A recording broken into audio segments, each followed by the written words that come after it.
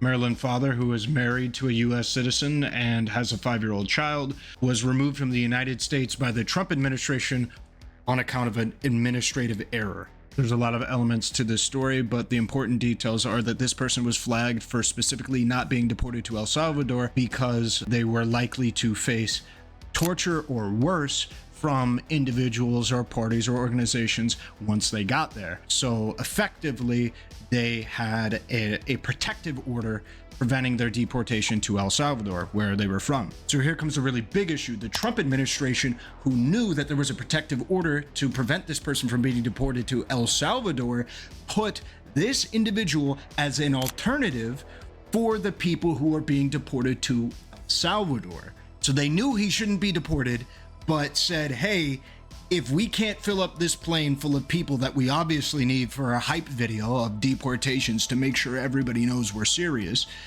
then, you know, I mean, you gotta take the, I mean, we gotta fill the plane. So what are we gonna do?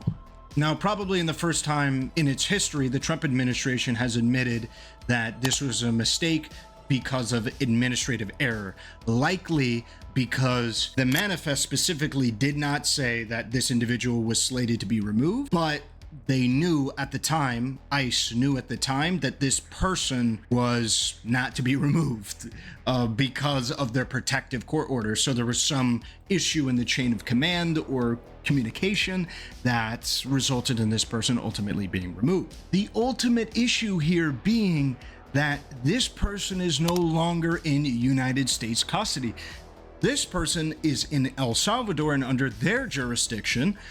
We have no control as to whether or not this person gets returned to the United States. We have to cross our fingers and hope that they're returned to the United States into our jurisdiction and returned to us unharmed. That is a really important detail, unharmed.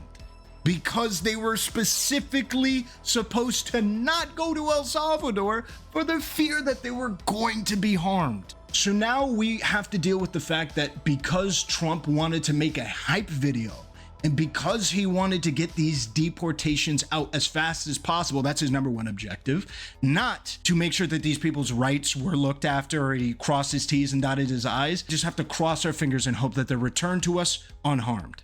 Either way, thank you and blessings for gracing me with being on your screens.